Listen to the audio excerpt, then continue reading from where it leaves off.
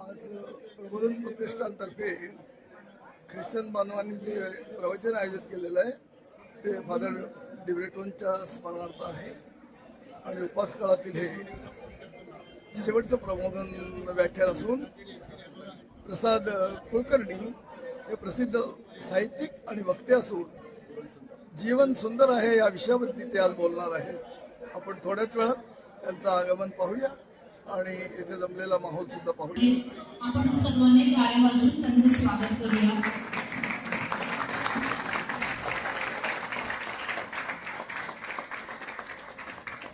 वक्त्यांनी स्टेज समोरील खुर्ची स्थानापन्न व्हावं अशी मी त्यांना विनंती करते।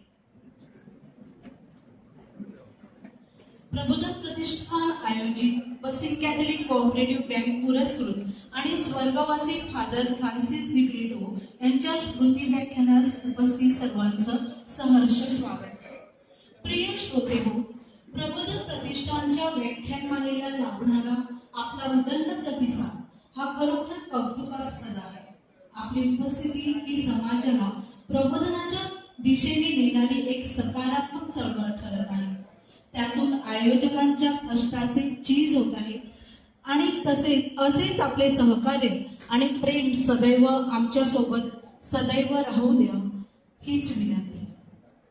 आज प्रबोधन प्रतिष्ठान प्रबोधनपर व्याख्यानमालेचे चौथे पुष्प गुंफत आहे। आजचे व्याख्यान महान विचारवंत, पर्यावरणवादी साहित्य तसेच प्रबोधनचे प्रेरणास्थान स्वर्गवासी फादर फ्रान्सिस दिब्रिटो यांच्या स्मृती जागरानिमित्त कुटुंबियाकडून समर्पित करण्यात येत आहे।